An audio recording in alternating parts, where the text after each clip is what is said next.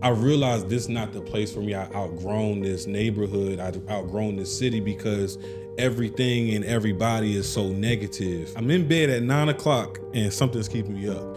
And I'm just like, man, I just can't sleep. So it's God telling me like,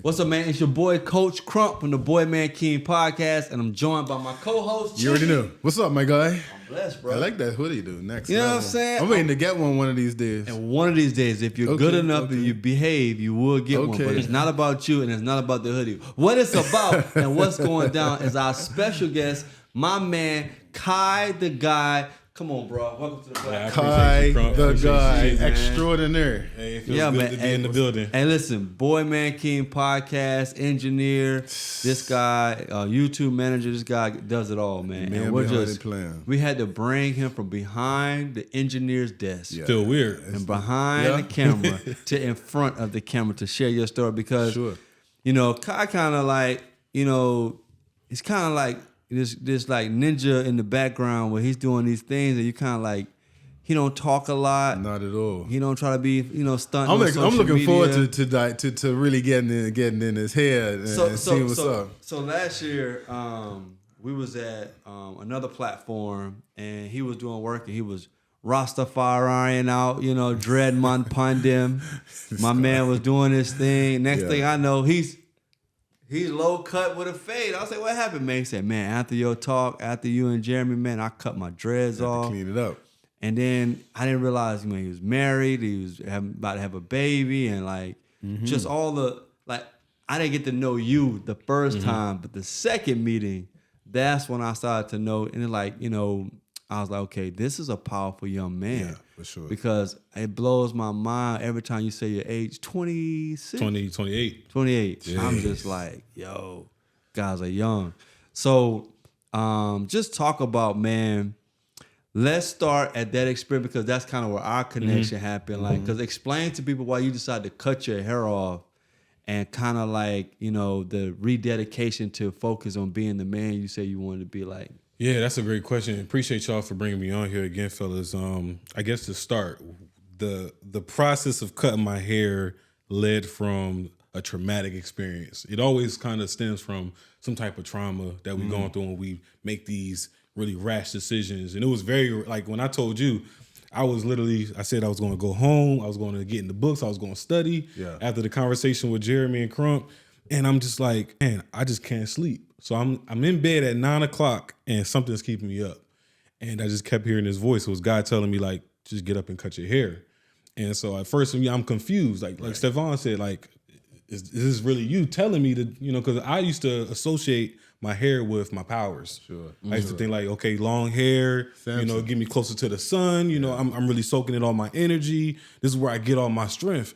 And so when I hear to cut my hair, I was kind of resistant for it for a while. But then from 9 to about 9:45, it just kept hitting me in my head to where now it's starting to hit me in my gut. And I'm feeling it real anxious now to where I just got up. And by 9:47, I'm in the bathroom with the scissors in hand going, you know, lock by lock. What did the hair represent for you, though? What was the resistance about? Did you? Because I started to like, again, I associated my hair with my strength. So I felt like, okay, if I cut my hair now, I'm cutting a piece of my identity and I'm cutting a piece of what has made me, in my mind, great at the time. Right. But unbeknownst to me, it was a lot of things that was actually holding me back and a lot of things that was being twisted in my hair. I'm very big on like just spirit and energy. Yeah. And I was doing some, you know, some inner work and some spirit work, and I was learning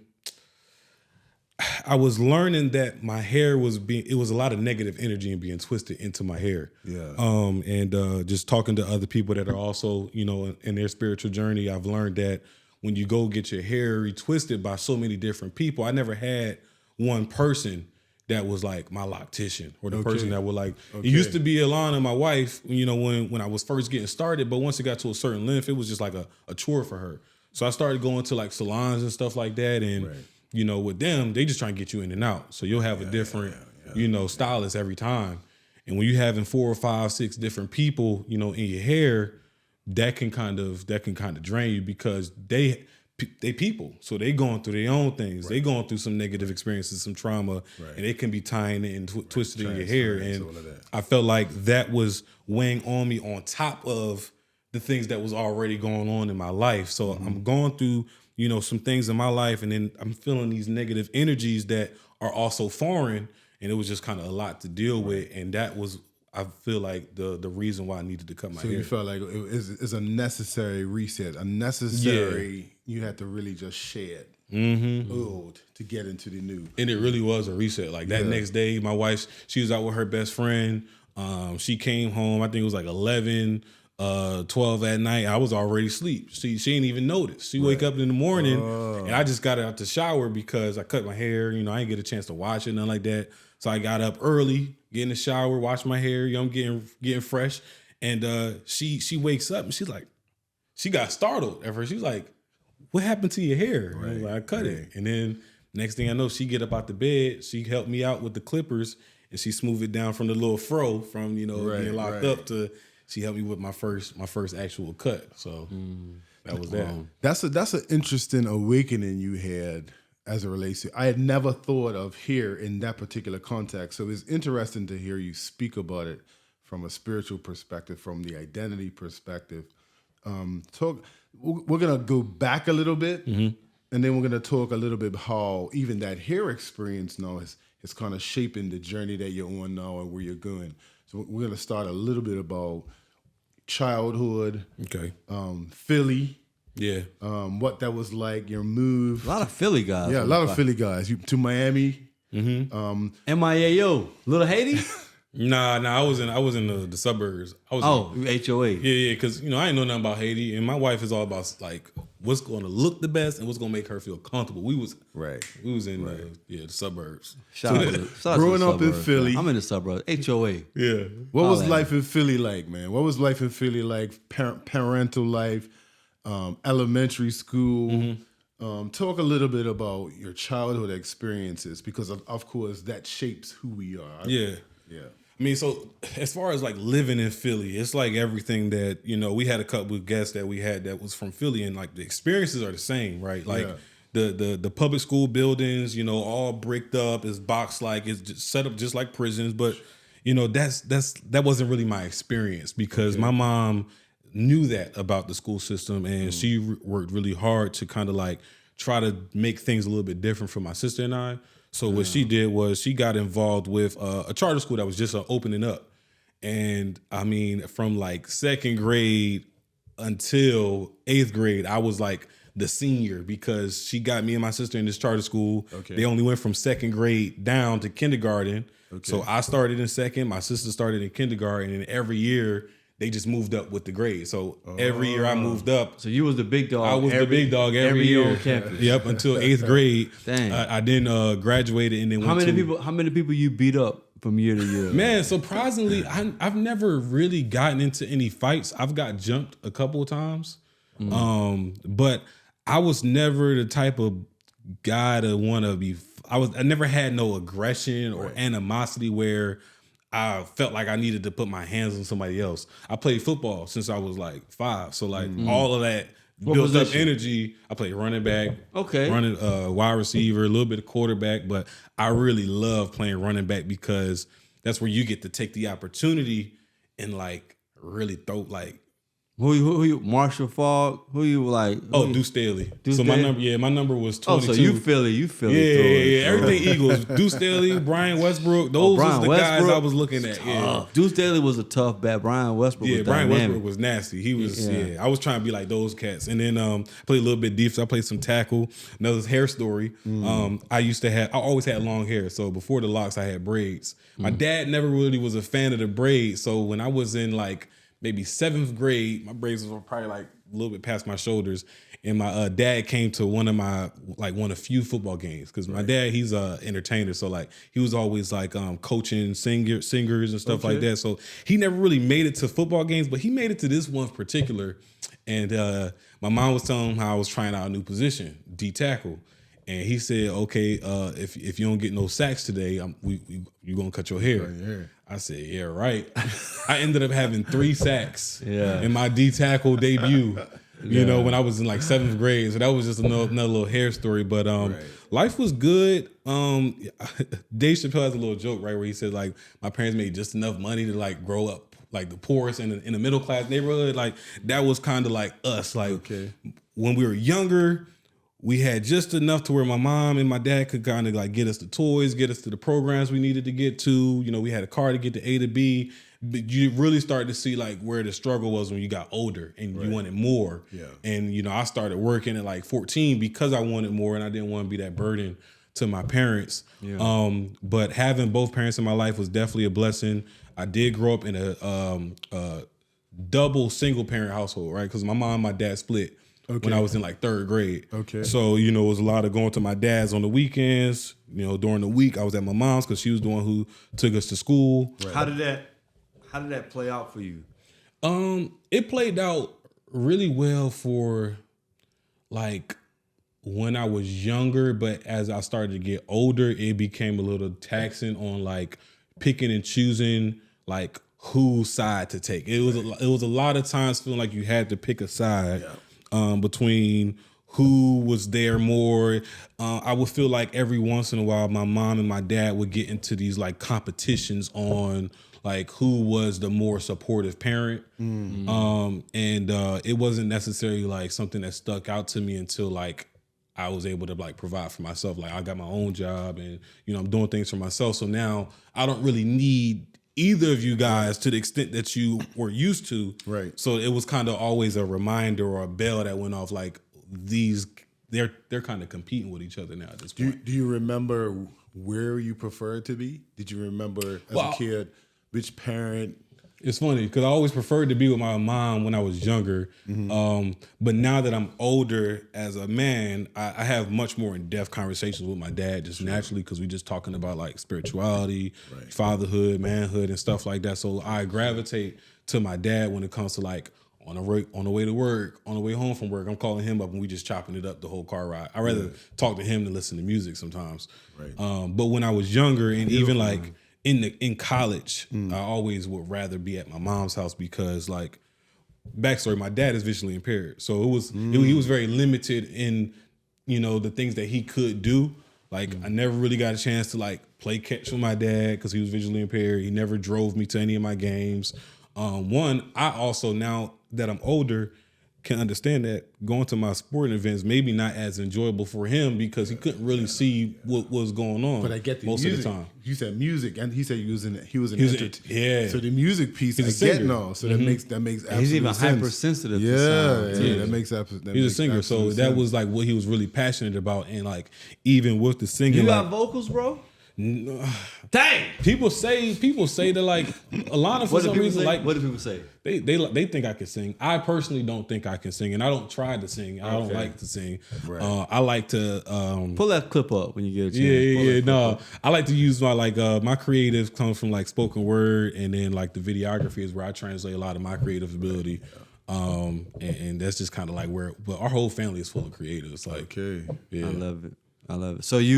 So you in this, I got my own money now, 16, 17, making a little bread. Yeah. I don't really need my parents like that. When do you feel like you've decided that you're going to be kind of guy like this, creative, designing, you know, tech guy? Man, I wish I could say college because I felt like I had, it's funny because like kind of guy, that's like, I feel like I had the facade of kind of guy while I was at Cheney. Because like I was like, I mean this humbly, the guy on campus, right? Because like I was Mr. Cheney, I was an alpha. Like I went to a very small school too. It's the first HBCU, Cheney University in Pennsylvania. We probably had a whole campus population of like 1,500 students when I started. Right. By the time I was a senior, we probably was even down to like 750 students on campus at a time because we were facing like a enrollment deficit due to like just race and discrimination from the state. You know, we're the only HBCU in the state system of Pennsylvania as well of like 1,400 schools. So that's a whole nother conversation, right? Yeah. But I feel like I had this facade of being the guy, but I really didn't get into like videography and tech and stuff like that until I graduated when we moved to Miami. And that even started first at Cheney because that's when I got into public speaking and spoken word. So my passion for film and tech started because I wanted to film myself doing spoken word. I wanted to take what I was doing at Cheney and I wanted to kind of like put that on video. So I started a YouTube channel and everything. What were you studying in uni? Because if this was in Nothing related to what I do now, right? It's like the story of All of our everybody, stories. right? Yeah. I went to school for accounting and business administration, and then I ended up dual majoring in hospitality. Okay. Because my advisor, who was Frat, he was like, you know, the business department is not like it's a good look, but it's not doing well for providing opportunities after you graduate. So like if you come over to hospitality, you know, if you do it now, you have time to go to this conference. So Frat looked out because he knew something I didn't know. Now let's talk about that though, because one of the things that we haven't highlighted is how part of being a boy man king is going through these official rites of passages, experiences that really kind of signify that okay, I'm not a boy no more. I'm not just a regular guy no more. Like I'm married now. I'm a dad now. I'm a boss now. I'm whatever. I tell people all the time, every man should have an experience like joining a frat in the sense of having identity, having a bond, like having history, having a connection to, bro, it's bigger than you. You're a part of something that's bigger than you. Right. The mission is bigger than you. And we're preparing you so now you know you're ready. That's why so many alphas, like particularly he could tell you in Bermuda, like so many alphas take leadership roles. Yeah. Like they don't do parties and clubs. They don't do like, you know, they do like, well, if somebody has to take the lead because of what we've been through, like we're literally ready. Because we know certain stuff about Martin Luther King, W. Du Bois. Like we know about these significant individuals in the world that have how they impacted the world and why we got to step up and why we got to make sure black people vote and why we got to make sure people get education and why we got to make sure we feed our children. Like we're very conscious of those things because it was like you got to make sure these things are happening and that your brother is doing it. Right. So it's like in our culture as black men, I tell people, black men in general don't have a guarantee that they're going to get a rites of passage experience just to resonate with their fellow man. Yeah. And I'm like, whether you decide to be this frat or non-frat or anything, but talk about how crossing those burning sands, like what it helped for you crystallize as a man. Yeah. It definitely, I think the first one was communication. And then second was like that resiliency, like going through a process and having to see it to the end despite whatever you're going through, you know, in the process or even outside, because you still lifing, you still in school, you still got family members that could be getting sick, you could be getting sick. So the communication piece, I learned to talk to my brothers. Like I learned to have real conversations on like what you're going through, how is the process affecting you, you know, how do you feel is going to transpire? You know, brothers wanting to quit several times, right? And then trying to like talk each other like back on the ledge and like, hey, like back up, like we got this because at the end of the day, I started this with you, and I'll be damned if you're gonna leave me by myself, right? Especially like going through this process together. So we learned to communicate with each other. We learned to problem solve because a lot of the tests were just like, how can you think outside the box? You're giving these instructions, but we didn't say necessarily you have to follow them to the T. It was more so like you got to find a way to get the result. Just get the result is what the challenge was exactly. So you just learn how to find better ways to solve a problem. And most of the cases, you found those ways that was beneficial to you more than anything.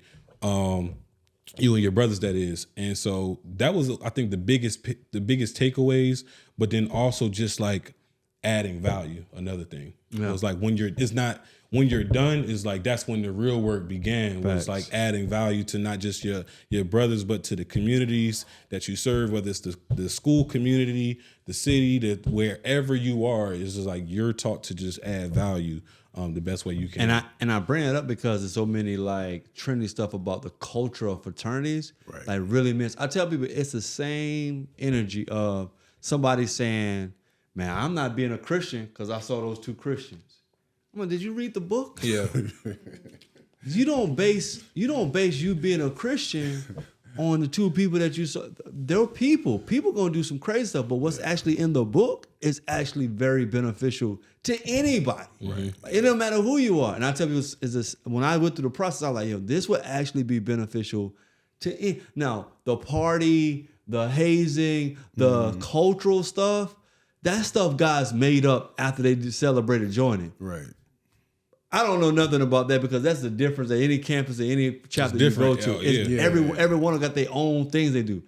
The process of understanding that you, my brother, he's not heavy. Like I have no problem carrying you if I have to do that.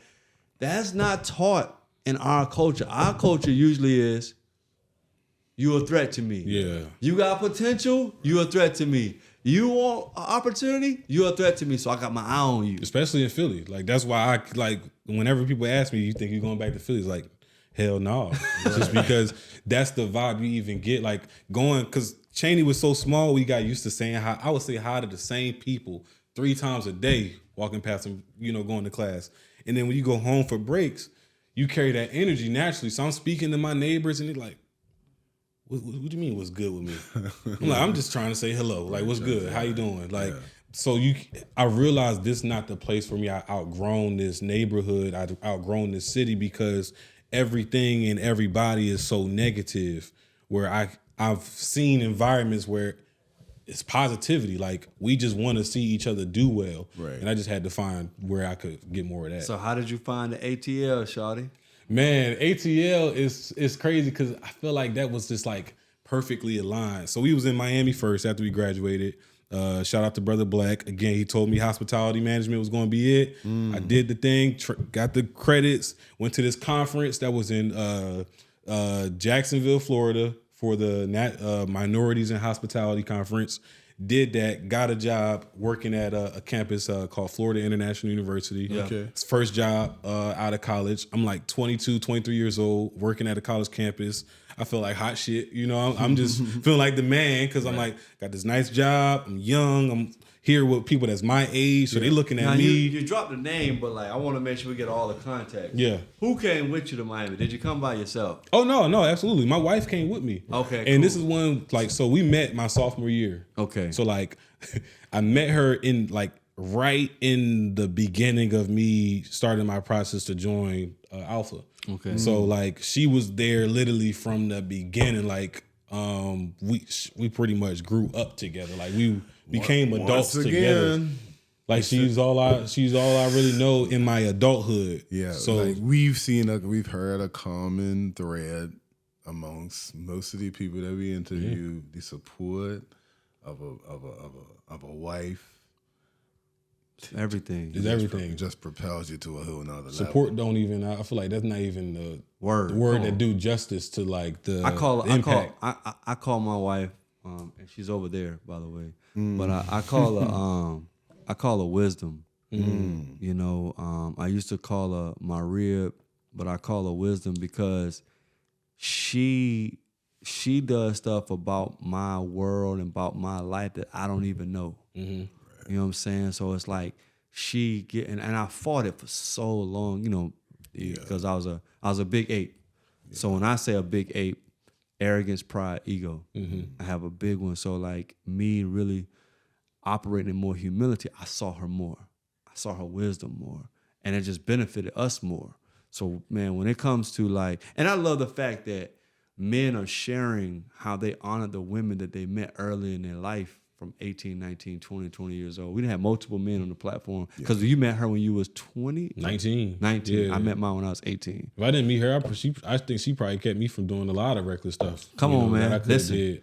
Especially living in Miami. If I went to Miami single. Come on, because reason why I asked the question. I probably wouldn't have no money. Probably would be back in Philly the next year later. The reason why I asked the question, probably wouldn't have no wife. Because you said you went to Miami with a full-time job at 22 years old and you left your hometown. I was like, who came with you? Yeah. Because that determines your behavior. And I tell you all the time, my wife saved me from, my wife saved me from a lot. Shout out to the wives, man. Shout out to the wives, bro. She definitely saved me a lot of time, a lot of effort, a lot of sanity because, us being there together, it was like just us because we ain't had no family, right. And this is how I knew she was my wife too when I when I got the job and I got the offer, I was kind of like sad to let her know because I'm thinking in my mind, this sounds like a long-term, like a long-distance relationship. Right. So when I told her like, hey, I got the job, she's like, that's great news. What is it? I was like, it's project management. Where is it going to be at?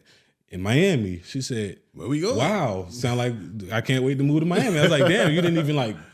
And she really like her relationship with her family is so strong. Yeah. Where like her family gets together for all the birthdays, all the holidays, every occasion. So like for her to not even consider the fact that I'm leaving my family behind to come with you to Miami, like let's sit in it to a quick, because that's one aspect of a phenomenal wife that's kind of consistent too, the ride or die energy, because that's the same energy. We didn't get into that with some of the other ones, but I know for me that was the same thing. My wife was like, "Oh, I'll just stay here with you, and we'll build together." Like, I think women, and we got a couple women in the audience, they respect supporting a man that's on a mission to build something. Yeah. They see something you like see yourself. not just to say, hey, stop what you're doing to come, like, but they see you, not you saying it. No, I went to this conference as a 22-year-old in Jacksonville to go to get a job, and I'm willing to leave everything I know and everybody I know to get this, be the project manager. So one be like, oh, you ain't playing. You're like, you for real. So I could miss some birthdays with my family to just make sure you good while you out there. Because I definitely and here's it, because wisdom. She ain't letting you. She ain't letting you. She let you go to Miami. She ain't letting you go to Miami by yourself on campus of FIU international women all funny. over the place. She like, I'm gonna be right there to support you, Okay, baby. babe, I'm coming with you. yeah, it probably wouldn't have worked out because I'm like terrified of like long distance relationships because like quality time is like a big proponent for both of us. Like, Right. we could be on the phone, on FaceTime, calling each other all we want, but eventually, like sometimes I get bored of holding the phone up to my ear. Like, what we doing? I gotta come see you. That's certainly You got to natural. do something. Yeah. So I think it was smart for both of us to Facts. make that It trip. was. So how you go from Miami to Atlanta. Yeah. So Miami to Atlanta, we was there, whoop-de-whoop, probably like 18 months. And I got into a car accident. And it was like a really bad one where I was okay, but the car was like deemed total. But because this was my first finance car and we didn't know what we was doing, we was like scared to like total it. We was like, we got to get it fixed.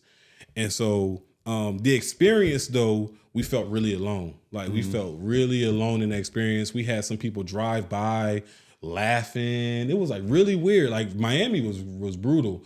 To where she just didn't feel safe anymore. She just didn't feel like comfortable.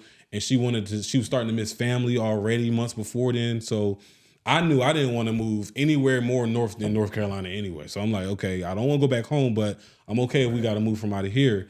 And so her best friend that she grew up with actually lived in Atlanta. They went to her and her husband now went to South Carolina. They ended up in Atlanta because he was from Atlanta. So she moved with him.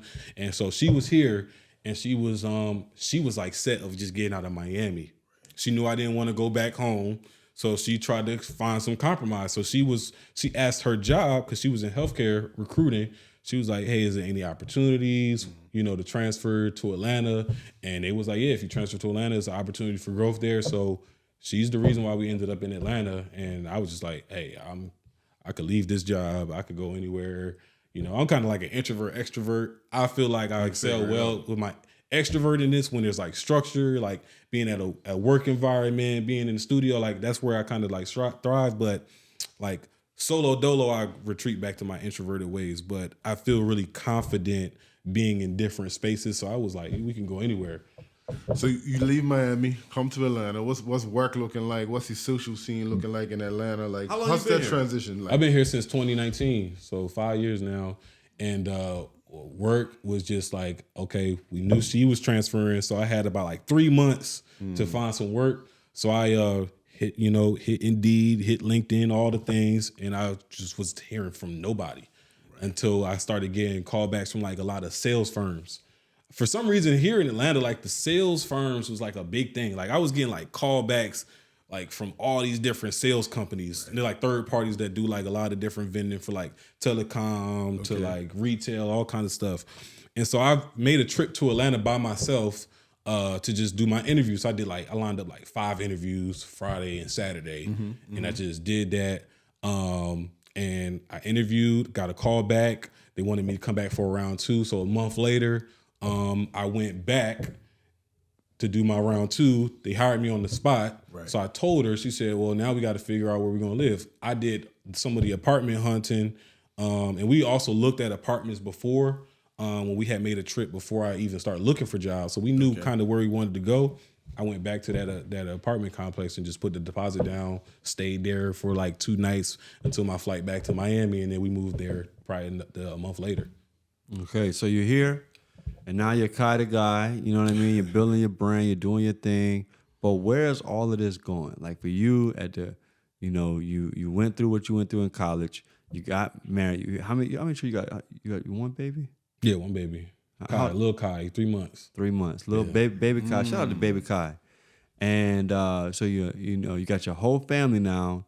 What are the next big steps you see for you as a man and for your family? What's the next big steps? So like now we're just really focusing on like legacy building. When you have a kid, it's just like all of a sudden everything changed. Perspective. Like we always knew we wanted to build something together, but I think where me and my wife kind of bumped heads was like not knowing, like I wanted to build with like media and my media company. She likes other things, so it's like she don't have an interest in the podcast. She don't have an interest in media. So like I can't really force you to kind of build with me there. And so, we were bumping heads, and that caused a lot of turmoil too with like the money that we spent, the investments that we made and things like that. But once Kai got here, it was like all of a sudden now it's just like it's clear as day. The investment and where we kind of collaborate is like the legacy, like the family name, the family business. And that is kind of what spills over into what I like and spills over into what she likes. So right now we just focusing on just educating ourselves in like things like life insurance, trust, investments like stocks, just making sure that the family business is generating the income that supports our other businesses that we want to, go into later on. I love it, man. And I'm glad that you and your wife are on that page too, because that's important. Yeah, when we get on the same page with money, like everything changes drastically. Because we had a conversation when the coach the other day just about finding that individuality as a couple. So you have the media. She has what she is. She had Airbnb at one point. She's still very creative, but I think with her, she's still trying to figure out what's worth her creating every day. Right. Because like she'll see the things that I create, and then she gets the creative juices going. Right. But it's not something that's like really her. So what she is passionate about is nursing. So she's a NICU nurse right now. Okay. She cares for babies, 24/7, and she just loves that work. And so healthcare is kind of like her niche right now. Yeah. And those things are important to keep that individual. Like we're saying, we talked about this yesterday, how you're married, but you still have your likes. She still has her likes. And for order for you to stick together and stay together and push through all of these challenges, and people need to feel like they still have their own identities.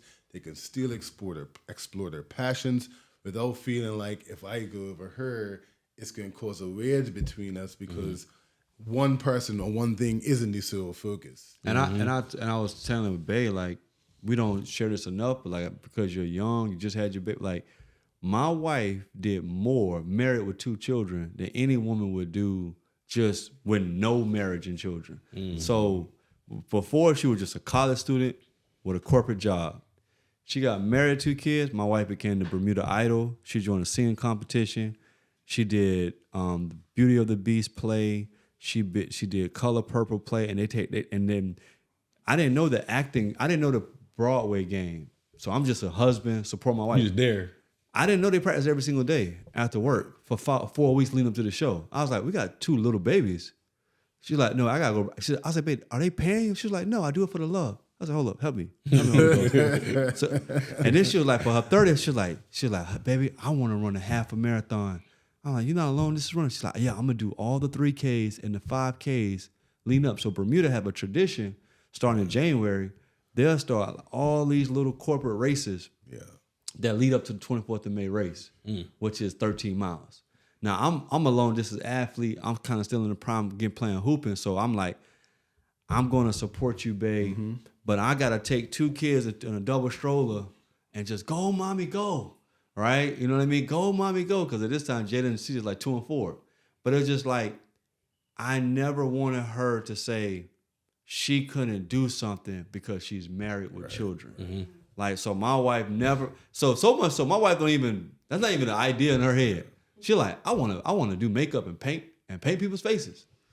She just goes and do it. She don't say, well, you know, I'm married with children. My husband's running a school and has a business he's doing, and he needs my help. Like, oh, I'm doing that too. We've created a culture in our family. I was gonna say, yeah. Like yeah. she don't have to question like, will he allow me to? That's not even those not even thoughts. Whatever thought comes to her head, she's like, I'm gonna do that. I'm gonna join this Zumba class. I'm gonna do it. She's doing it, and I'm like, I'm grateful because it keeps her not having resentment at the house. You know what I mean? Because like she'll tell you, she called me a traditionalist, but like we've won already. This is the thing we got to get over, this new wave of this modern society. Once we have a family, we've won. Like all this other stuff you're trying to do, it sounds good. Yeah. It looks good. Okay, great. Babe, that's phenomenal. I have my wife and kids. I'm good. Yeah. Everything else is like just, we going, okay, that's great. If we don't go, cool. If we do, I got my wife and kids. Yeah. And we're not having enough conversation with men. Like somebody got to be the man in the family where we're just like, bro, you've already won, Kai. You got a little man, you got wifey. Everything else you do is just extra. Added. It's just that's it.